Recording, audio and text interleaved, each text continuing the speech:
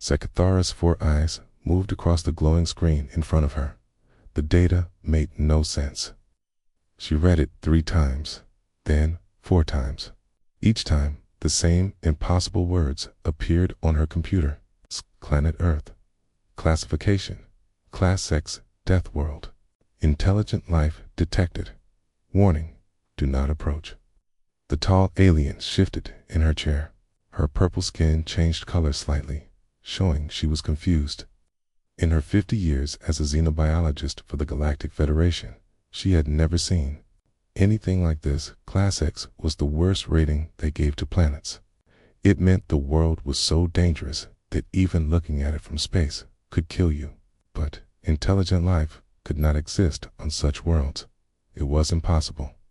Life needed safe conditions to grow and learn. Deathworlds only had monsters and death. Computer, show me the planet data again, she said. The screen filled with information about Earth. Sekithara's breathing holes closed in shock. The planet had massive storms that moved across its surface at incredible speeds. The temperature went from burning hot to freezing cold. The surface was covered with a gas that would dissolve most known metals. Lightning strikes hit the ground millions of times every day. Yet the scanners clearly showed cities, roads, signs of technology, even radio signals coming from the surface. Someone was living down there. Someone was not just alive, but building things. This cannot be right, Sekithara whispered. She pressed a button on her desk. Captain Veltar, please come to my lab. We have a problem. Minutes later, the ship's captain walked through the door. Veltar was from the same species as Sekithara, but his skin was darker blue. His military uniform was perfectly clean, as always. What is the issue, Doctor? He asked. Sekithara pointed at her screen. Look at this planet. It is listed as a Class X death world. There are intelligent beings living on it. Veltar looked at the data. His 4 eyes grew wide. Are you certain the scanners are working correctly? I checked them 5 times. The equipment is perfect. There are cities on this planet. Large ones. Good. The beings there are using radio waves and atomic energy. They have space travel. Space travel. Veltar's voice rose higher. Creatures from a Class X world have space technology. Yes, and they call themselves humans. Veltar was quiet for a long moment. Okay. Then he said, we need to contact the Federation Council immediately. This changes everything. It's far away, on a small blue planet. Jake Morrison sat in his office at the Earth Defense Force headquarters. Outside his window, he could see the busy streets of Washington, D.C. Cars moved between buildings. People walked on sidewalks. Everything looked normal. Jake was reading reports when his communication device started beeping. The sound was different. From normal calls, this was the emergency tone. Morrison here, he said. You need to come to the main communication room right now, said the voice on the other end. We are receiving a signal from space. IT is not from any Earth satellite. Jake felt his heart beat faster. Are you sure? Yes, sir. Signal is coming from outside our solar system. Sir, it appears to be directed at us. Jake ran through the hallways of the building. Hey, when he reached the communication room, he found 20 people working at computers and radio equipment. Dr. Lisa Hayes, the marine biologist, was already there. So was Dr. Alan Carter, their best physicist. What do we have? Lisa turned to him. Her face was pale. This is incredible. The signal is not random. It is a message. And it has been translated into English. Translated. Is that possible? We do not know. But whoever sent this knows our language. Dr. Carter walked over to them. He was holding a printed paper. The message is short, he said, but it is going to change our world. He handed the paper to Jake. Jake, read it out loud. To the intelligent species of planet Earth. We are the Galactic Federation Council. We represent over 3,000 worlds and 47 different species. We have been watching your planet for some time. We must inform you that your world has been classified as a Class X Deathworld. For the safety of all galactic citizens, your planet is now under quarantine. We strongly advise that you remain on your home world. Any attempt to leave your solar system will be met with defensive action. We will contact you again soon to explain this decision. Do not be afraid. We do not wish to harm you. We only wish to protect others from the dangers of your world. The room became completely silent. Jake read the message again. Then he looked at Lisa and Alan. Class X Deathworld, he said. What does that mean?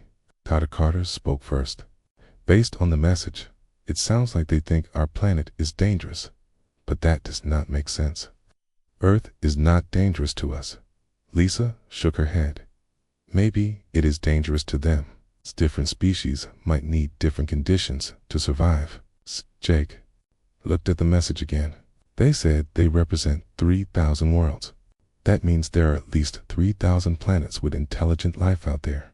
And they're all afraid of us, Dr. Carter added. Or afraid of our planet.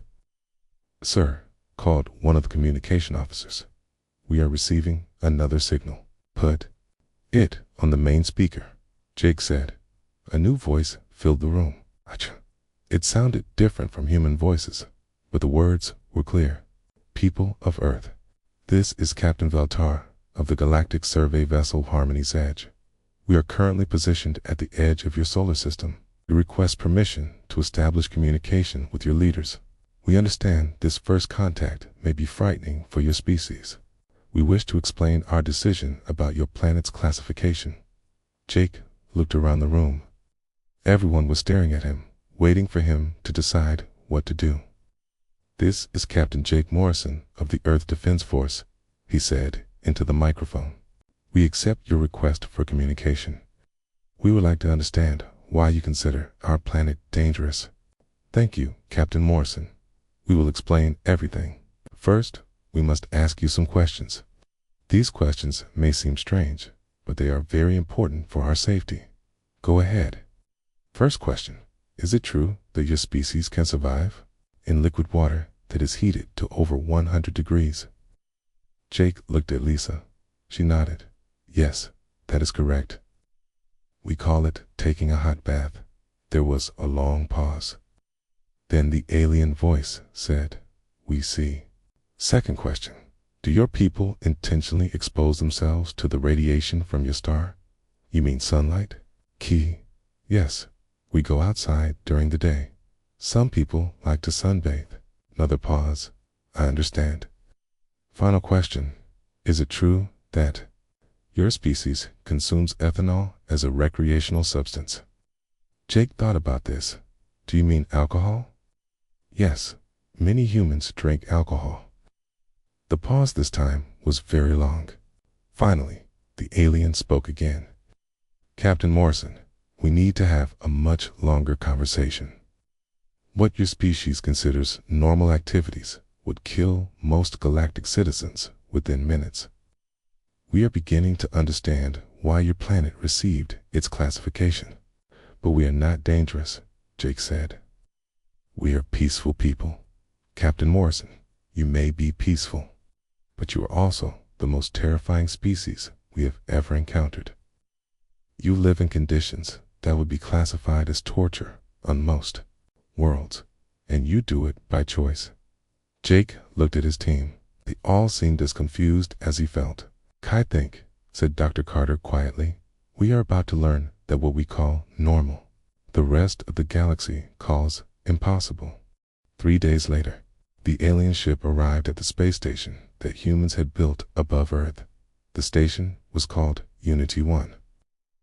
And it was where Earth met visitors from other worlds.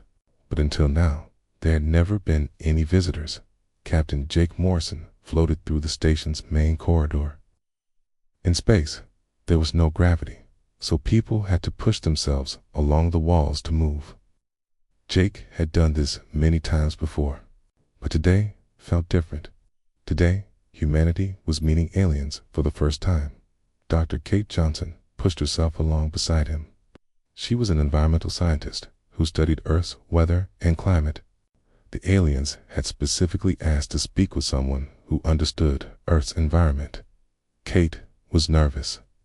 She had spent her whole life studying Earth, but she had never thought about how strange it might seem to creatures from other worlds. She'll be docking in 5 minutes, Jake said, looking at his watch. Kate nodded. I still cannot believe this is really happening. Yesterday, we were alone in the universe. Today, we are meeting aliens. Marine Captain Roy Mitchell floated over to them. He was in charge of security for the station. The aliens sent another message, he said. They want to stay in their ship during the meeting. They will only communicate through video screens. Why? Jake asked. They said being this close to Earth is already dangerous for them. Something about the radiation and gravitational fields. Kate frowned. Our radiation levels are normal, and gravity is what keeps everything together. Not for them, apparently, Roy said. They reached the main communication room. Through the large windows, they could see Earth below them. The planet looked beautiful. Blue oceans, white clouds, green and brown land. It looked peaceful and safe. There, Roy pointed to a dark shape moving toward the station. That is their ship. The alien vessel was unlike anything humans had ever built. It was round like a ball, but with strange curves and angles. The surface seemed to shine with its own light. As it got closer, they could see it was much larger than it first appeared. Coming message, said the communication officer. The main screen lit up. 3 alien faces appeared on it. The humans saw them clearly for the first time. The first alien looked like a giant insect. It had 4 eyes on top of a triangular head. Its skin was dark green and shiny. When it moved, they could hear clicking sounds. The second alien was completely different. It looked like it was made of water, but water that could think and speak. Its body moved like liquid, but it kept the same basic shape. The third alien was the strangest of all. It looked like it was made of living crystal. Light moved through its body in patterns. When it spoke, the crystal parts changed color. Greetings, humans of Earth, said the insect-like alien.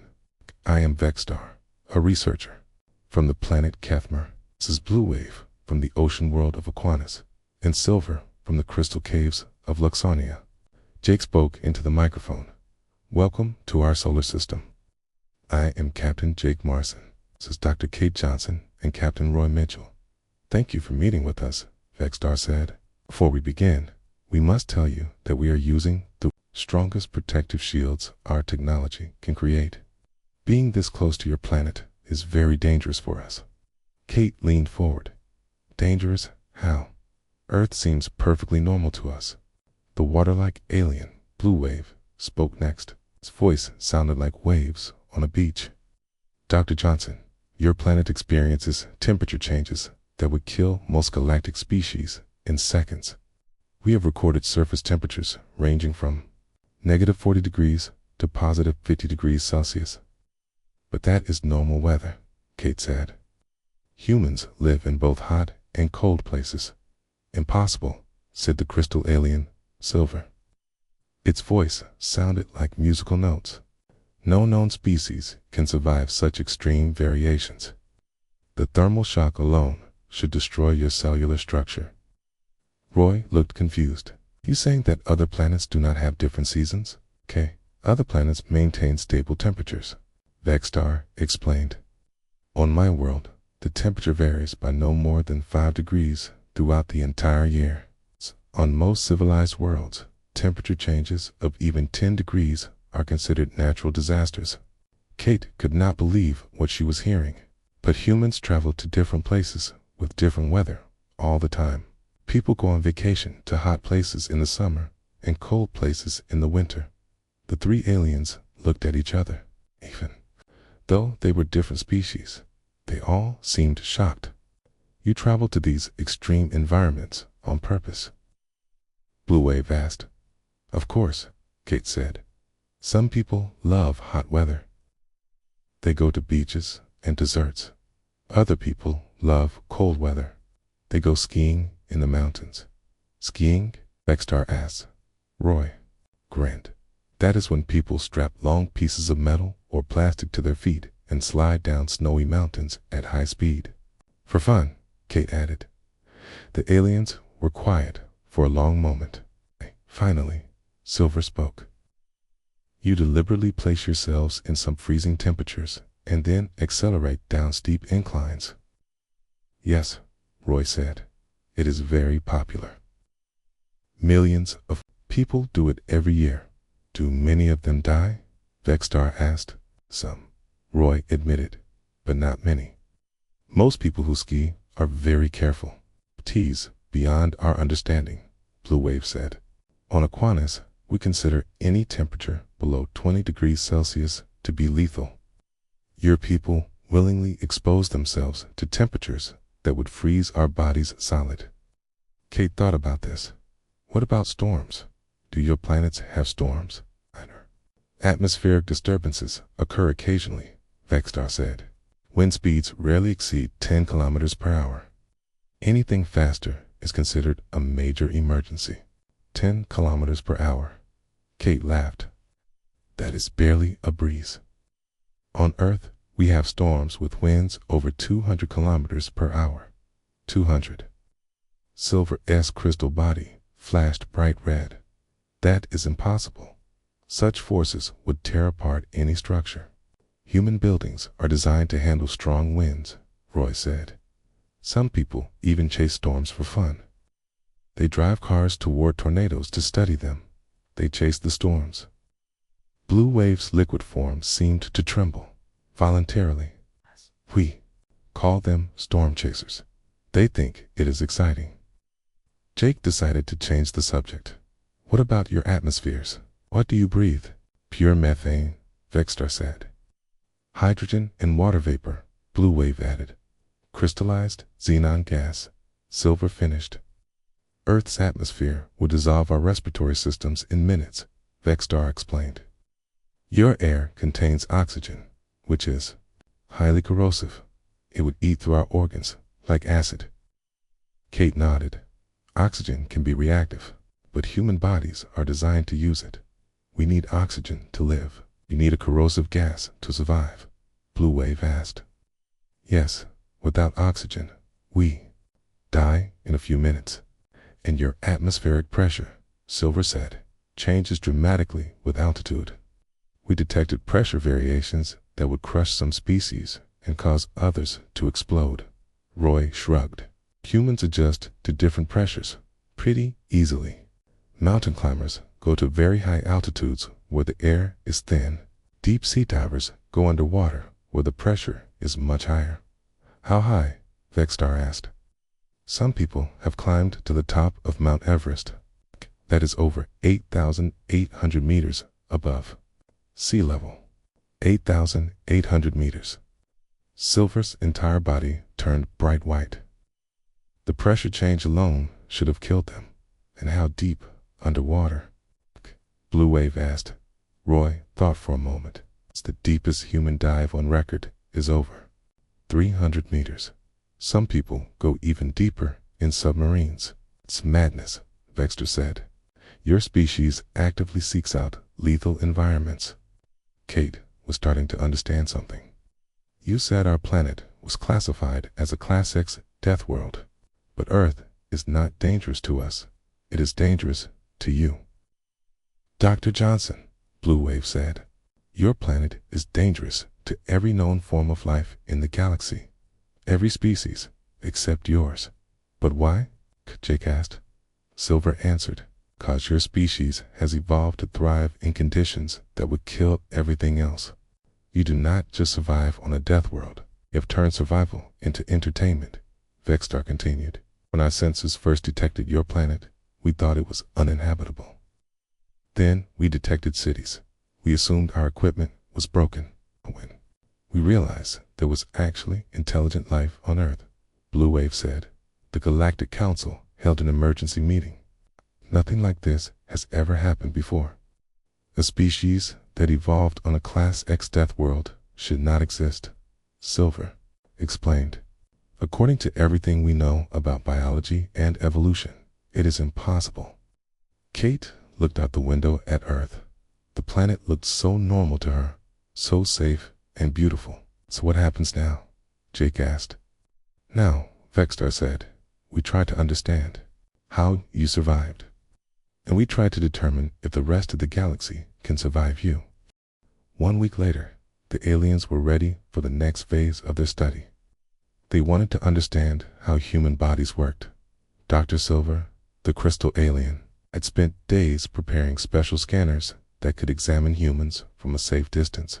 Air Force pilot Jenny Parker floated into the medical bay of Unity 1 space station.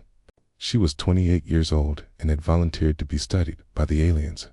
Jenny was not afraid. She was curious about what they would find. Army medic Sam Turner was already waiting in the room. He was 32 and had served in many different climates on Earth. Sam had volunteered because he wanted to help humanity make a good first impression with the galactic community. Are you ready for this? Sam asked Jenny. Jenny grinned. I have been through every medical test the Air Force has. How different can alien tests be? Dr. Kate Johnson was also in the room. She would help explain the test results to the aliens. Captain Jake Morrison watched from the control room through a large window. The main screen showed the 3 alien scientists on their ship. Dr. Silver was adjusting several strange machines. Vexstar was looking at computer displays, was moving in patterns that seemed nervous. We are ready to begin the biological scans, Dr. Silver announced. Please have your volunteers remain still. Jenny and Sam stood in marked positions on the floor. Lights began flashing around the room as the alien scanners worked. Scanning complete, Dr. Silver said. Processing data now. For several minutes, the aliens were quiet. They seemed to be reading the information from their scans. Then Vexstar made a clicking sound that seemed distressed. These readings cannot be correct, Vexstar said. We are detecting massive amounts of toxic chemicals inside both humans. Kate frowned. Toxic chemicals?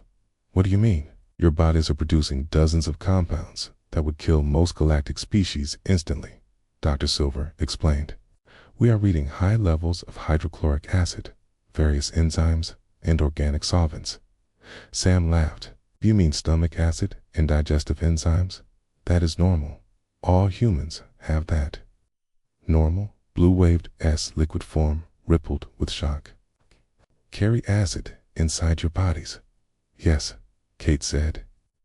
Human stomachs produce acid to break down food. It is how we digest what we eat. The acid levels we are detecting would dissolve the hull of most spacecraft, Vexstar said. Yet you claim this is normal? Jenny nodded. My stomach feels fine. I had breakfast this morning. Breakfast? Dr. Silver asked. What did you consume? Orange, juice, coffee, and toast with butter, Jenny said.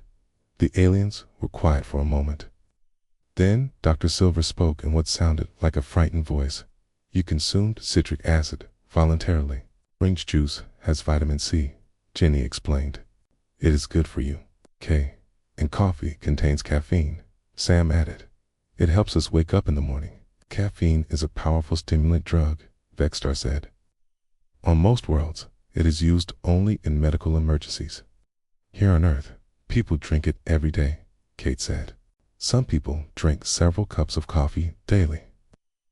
This is impossible, Blue Wave said. The chemical tolerance we are reading should not exist in any living creature. Dr. Silver continued, studying the scan results. We are also detecting something even more disturbing. Your immune systems appear to be actively attacking your own bodies. Sam looked confused. Attacking our bodies? How? We can see white blood cells destroying healthy tissue, Dr. Silver explained. This should cause immediate death. Kate realized what the aliens were seeing. That is just normal immune system function. White blood cells kill germs and damage the cells. Sometimes they make mistakes, but our bodies heal the damage. Your bodies heal themselves, Da asked, without medical intervention. Of course, Jenny said. If I get a cut, it heals by itself in a few days. Show us, Blue Wave requested. Jenny looked around the room and found a small knife used for opening packages, before anyone could stop her. She made a tiny cut on her finger. A drop of blood appeared. All three aliens made sounds of alarm. You deliberately damaged yourself, Dr. Silver exclaimed. It is just a small cut, Jenny said, holding up her finger. Watch. The bleeding stopped within a minute. Jenny cleaned the cut and put a small bandage on it. The damage is already beginning to repair itself, Kate explained. In a few days, there will be no sign of the cut. Impossible, Vexstar repeated. On my world, any break in the skin leads to rapid death from infection. What about reproduction? Dr. Silver asked. Our scans show that your species has two different body types, males and females, Sam said. Two sexes. We understand the concept, Blue Wave said, but your reproductive process appears to be lethal. Kate raised an eyebrow. Lethal? How? Female humans carry developing offspring inside their bodies for extended periods, Dr. Silver explained. The scans show this process should kill the female. Pregnancy is natural, Kate said. Women have babies all the time. For 9 months, the developing human grows inside the female's body, Vexstar said. It takes nutrients directly from her bloodstream. This is parasitic behavior. But the baby is not a parasite, Jenny said. It is the woman's child. The process you call childbirth appears to involve massive trauma to the female body, Dr. Silver continued. Yet human females survive this and often repeat the process multiple times. My mother had 4 children, Sam said. She was fine after each birth. Challenges everything we know about biology, Blue Wave admitted. Dr. Silver brought up another scan result. We need to understand your physical capabilities. Mr. Turner, would you demonstrate your species' endurance limits? Sam looked at Kate. She nodded. What do you want me to do? Run at maximum speed for as long as possible. There was a treadmill in the medical bay. Sam got on it and started running. The aliens monitored his vital signs as he ran. After 5 minutes, Dr. Silver said, his heart rate and breathing have increased dramatically. He should collapse soon. Sam kept running. After 10 minutes, he was breathing hard, but still going. This is beyond normal limits, Vexter said. Spotty. Temperature is rising to dangerous levels. After 20 minutes, Sam was sweating heavily, but still running. He should be dead, Blue Wave said. No creature can maintain this level of exertion. Sam ran for 30 minutes before he finally stopped. He was tired and breathing hard, but he was smiling. Good workout, he said, wiping sweat from his face. The aliens were completely silent. On most worlds, Dr. Silver finally said, such physical stress would cause immediate organ failure. Sam is in good shape, Kate explained, but he is not unusual. Many humans can run much longer distances. How much longer? Vexstar asked. Some people run marathons, Jenny said. That is over 42 kilometers. 42 kilometers. Blue Wave S form started trembling. Without stopping, Jenny confirmed. Some people run even farther. Ultramarathons can be 100 kilometers or more, and they do this voluntarily. Dr. Silver asked. For fun, Sam said. People train for months to run marathons. The aliens spent several minutes discussing among themselves in their own languages. When they spoke to the humans again, Vexter sounded very worried. We need to understand something else, he said. Scans showed that humans can survive in environments with different atmospheric compositions. What do you mean? Kate asked. We detected traces of various gases in your bloodstreams that suggest you have been exposed to environments with very low oxygen levels. Jenny nodded. I have flown at high altitudes where the air is thin. All pilots have. How high? Dr. Silver asked. Commercial aircraft fly at about 11,000 meters.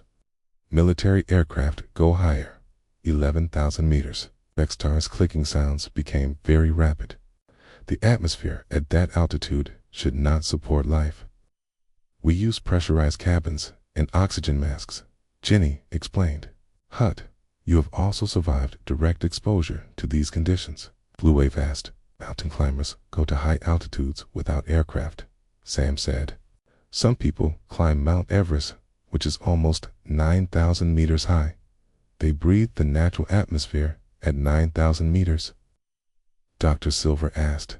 Yes, it is difficult, but people do it. The aliens were quiet for a long time. Finally, Vexter spoke. We have reached a conclusion, he said. Humans are not just living on a death world. You're walking death worlds yourselves. What do you mean? Kate asked. Your bodies produce chemicals that would kill us, Dr. Silver explained. Your physical capabilities are beyond anything we thought possible. Your reproductive system should not work, but it does. You survive conditions that would destroy our equipment, Blue Wave added.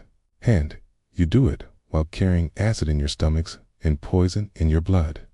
Jenny looked confused. But we are not dangerous to each other. But may be the most frightening thing of all, Vextar said. You have evolved to be perfectly safe for each other, but lethal to everyone else. We need to report these findings to the Galactic Council immediately, Dr. Silver said. This changes everything we thought we knew about life in the universe. 2 weeks after the biological tests, the aliens requested a different kind of meeting. They wanted to understand human culture and behavior. Dr. Rachel Stone, anthropologist from Harvard University, had been called to Unity 1 space station to help with this new phase of contact. Ben Ward, a sociology professor from UCLA, floated beside her in the station's main conference room. Both scientists were excited to be part of first contact, but they were also nervous. The previous meetings had not gone well. The aliens seemed to be more afraid of humans after each conversation. Remember, Dr. Stone said to Ben, we need to present humanity in the best possible light. These aliens already think we are dangerous. Ben nodded. I have prepared examples of human art, music, and literature. Surely they will see that we are a peaceful, cultured species. Captain Jake Morrison joined them at the conference table. The aliens are ready to begin, he said. But they have moved their ship even farther away from Earth. They are now positioned near the edge of our solar system. The main screen activated, showing the 3 alien scientists, Vextar, Blue Wave, and Dr. Silver, all looked more nervous than before. Their body language suggested they were afraid. Greetings, humans, Vextar said. We hope to understand your social behaviors and cultural practices today. Dr. Stone smiled warmly. We are happy to share our culture with you. Humanity has created wonderful art, music, and literature over thousands of years. That sounds peaceful, Blue Wave said, seeming to relax slightly. Please show us examples of your cultural achievements. Ben activated a video display. This is one of our most famous paintings, he said, showing them the Mona Lisa. It was created over 500 years ago by Leonardo da Vinci. The aliens studied the image. It appears to show a single human female, Dr. Silver observed. Why is this significant? It demonstrates our artistic skill and appreciation for beauty, Dr. Stone explained. Humans create art to express emotions and ideas. Show us more, Vextar requested. Ben displayed several more paintings, including landscapes and abstract art. The aliens seemed interested, but not alarmed. Now, let me show you human music, Ben said. He played a recording of Beethoven's Symphony No. 9. The aliens listened carefully. The sounds are organized in patterns, Blue Wave noted. Okay. This is pleasant. Dr. Stone felt relieved. Maybe this meeting would go better than the others. What about your recreational activities? Dr. Silver asked. How do humans spend their free time? Well, Ben said, humans enjoy many different hobbies and sports. Sports? Vexstar asked. Physical activities that people do for fun and exercise, Dr. Stone explained. Let me show you. She displayed a video of a soccer match. The aliens watched humans running around a field, kicking a ball. This looks harmless, Blue Wave said. They are competing to move the ball to different locations. Exactly, Ben said. Sports teach teamwork and provide healthy exercise. Show us other sports, Dr. Silver requested. Dr. Stone displayed a video of basketball. Again, the aliens seemed comfortable with what they saw. What about individual sports? Vexstar asked. Ben showed them a video of tennis. Bess's tennis. 2 players hit a ball back and forth across a net. Still acceptable, Dr. Silver said. Do you have any contact sports? Dr. Stone hesitated. She knew this was where things might get complicated. Well, yes, she said. Some sports involve physical contact between players. She showed them a video of American football. The aliens watched as large humans in protective gear ran into each other at high speed. They are deliberately colliding with each other, Vexter observed. Is this a form of combat training? No, it is just a game, Ben explained. The players are trying to move the ball to the end of the field, but they're hitting each other, Blue Wave said. Are they trying to cause injury? Not intentionally, Dr. Stone said, though injuries do sometimes happen. How often? Dr. Silver asked. Ben looked uncomfortable. Football has a fairly high injury rate, with the players with protective equipment. USA sport with less contact. Vexstar requested. Dr. Stone thought this was a good idea. She showed them a video of boxing. The aliens watched in horror as 2 humans stood in a ring and punched each other repeatedly. They are attacking each other, Dr. Silver said. This is combat. It is a sport, Ben insisted. There are rules and safety measures. The objective appears to be causing head trauma to the opponent, Vexstar observed. How is this different from warfare? Boxers are athletes, Dr. Stone explained. They train for years to develop their skills. You train your people to fight each other for entertainment, Blue Wave asked. Boxing is an ancient sport, Ben said. It requires great skill and discipline. The aliens were quiet for several minutes. Finally, Vexstar spoke. Do you have any recreational activities that do not involve violence or injury? Dr. Stone quickly displayed a video of people hiking in the mountains. This is hiking, she said. People walk in nature to enjoy the outdoors. The aliens seemed to relax again. This appears safe, Dr. Silver said. But then the video showed hikers climbing up steep rocky cliffs using ropes and metal tools. What are they doing now? Blue Wave asked. Rock climbing? Ben said. It is a popular outdoor activity. They are ascending vertical stone faces, Vexter noted. What happens if they fall? They use safety ropes, Dr. Stone said. Though sometimes accidents do happen. How high are these cliffs? Dr. Silver asked. It varies. Some climbers scale cliffs that are hundreds of meters high. Hundreds of meters. All 3 aliens made distressed sounds. Show us a completely safe human activity, Vextar demanded. Dr. Stone thought carefully. She showed them a video of people at a beach swimming and sunbathing. Beach recreation, she said. People relax by the ocean. The ocean? Blue Wave asked. You mean the large bodies of water on your planet? Yes, swimming is very popular. Swimming in natural water bodies, Dr. Silver asked, with no protective barriers. That is correct, Ben said. Are there predators in these waters? Vexter asked. Dr. Stone winced. Some ocean areas have sharks, but attacks are very rare. Sharks? Blue Wave asked. Large fish with sharp teeth, Ben explained. Occasionally attack humans, but it is not common. You voluntarily enter waters that contain predators? Dr. Silver asked. The risk is very small, Dr. Stone insisted. What other recreational activities do humans enjoy? Vexstar asked. Ben displayed a video of people skiing down a mountain. Skiing, he said. We showed you this activity before. They are moving at dangerous speeds down steep slopes, Blue Wave observed. This should result in frequent deaths. Some people do die skiing, Dr. Stone admitted, but millions of people ski safely every year. How about less dangerous activities? Dr. Silver asked. Dr. Stone showed them a video of people riding motorcycles. Motorcycles are vehicles with two wheels. She explained. The aliens watched humans speeding down highways at over 100 kilometers per hour with no protective barriers around them.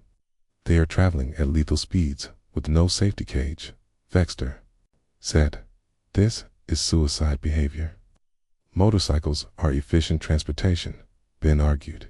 Show us human literature, Blue Wave requested.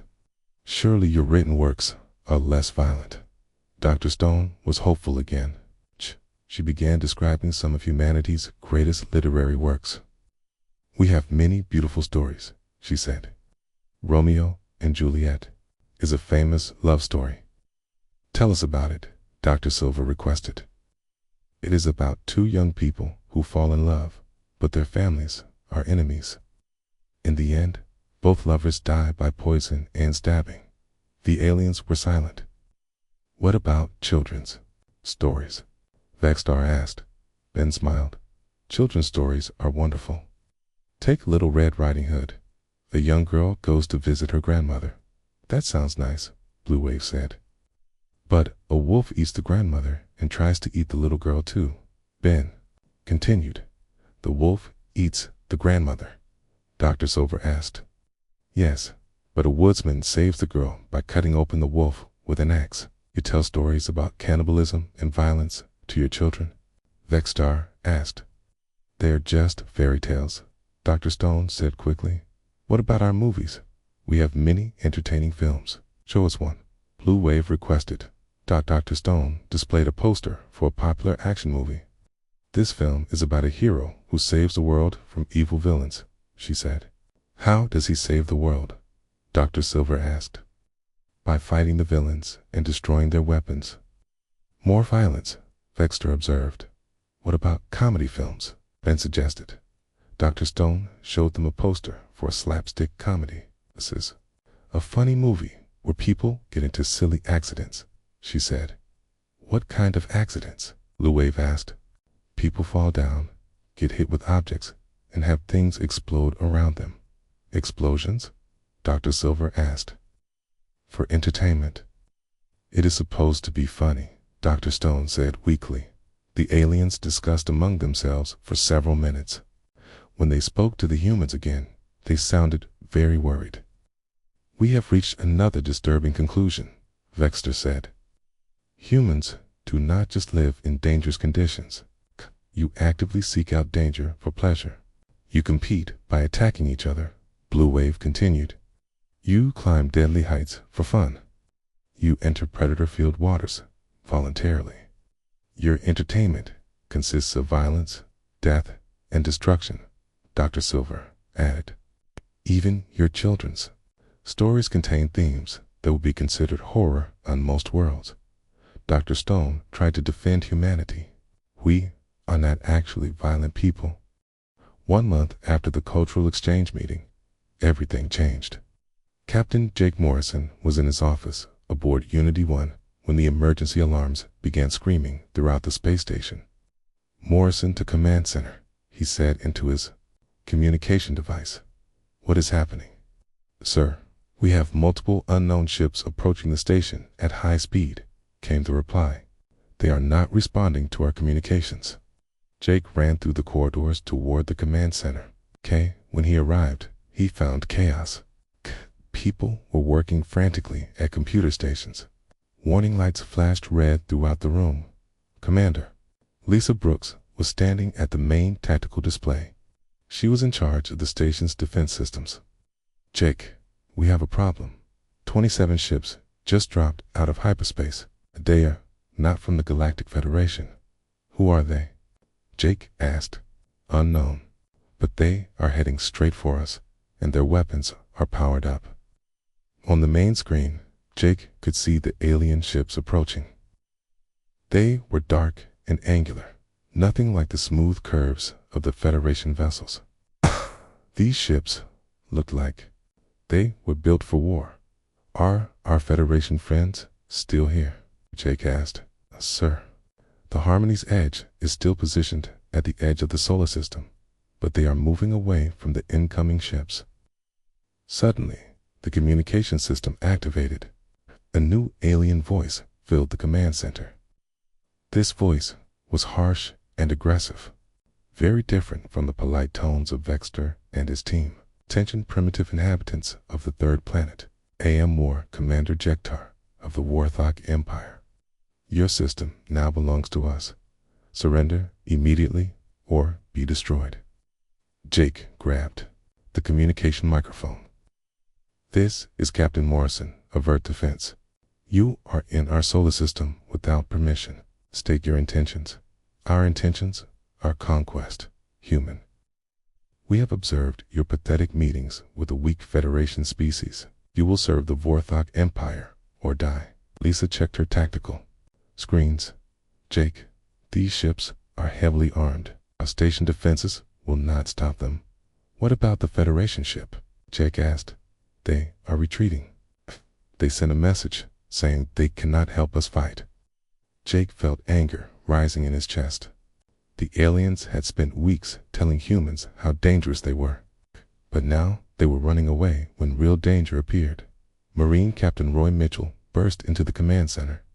Sir, the Vorthok ships are launching fighters. They will reach U.S. in 10 minutes. All hands to battle stations. Jake announced over the station's communication system. This is not a drill. Prepare for combat. Throughout Unity 1, humans began preparing for battle. They had trained for this possibility, even though they never expected it to happen so soon after first contact. Pilot Jenny Parker ran to the station's fighter bay. Earth had 6 small fighter craft on the station for defense. They were not as advanced as alien technology, but they were what humanity had. Engineer Chris Lopez was already in the fighter bay, working on the spacecraft.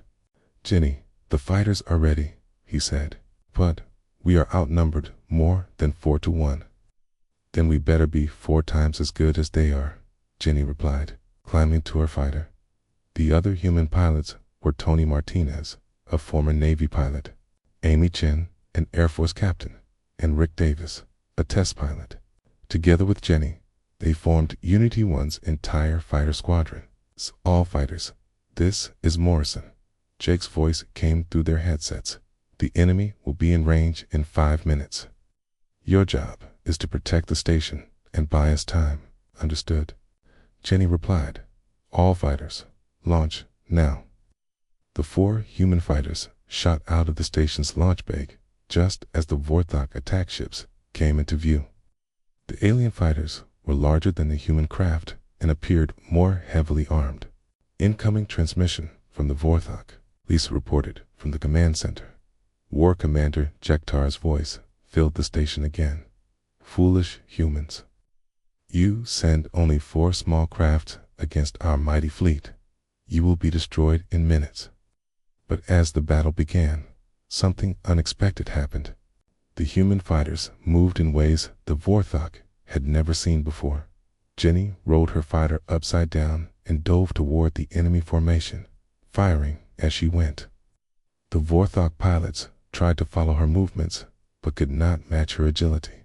Tony Martinez spun his fighter in a tight spiral, confusing to Vorthok ships that crashed into each other trying to follow him. Amy Chen flew directly between 2 enemy fighters, causing them to fire at each other instead of at her.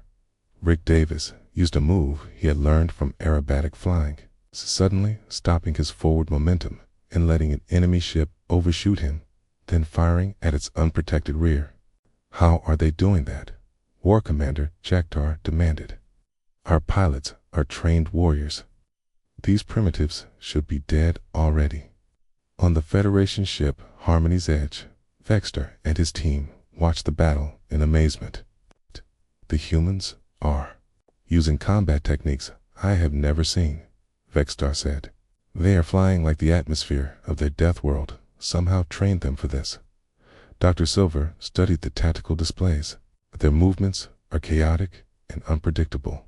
No computer could calculate those flight patterns because they are not using computers, Blue Wave realized. They are flying by instinct. Deathworld instinct. Back on Unity 1, engineer Chris Lopez was working frantically in the station's engineering section. The Vorthok were firing energy weapons at the station, and the shields were failing. I have an idea, Chris said over the communication system. The Vorthok ships are designed for fighting in space. But what if we change the environment? What do you mean?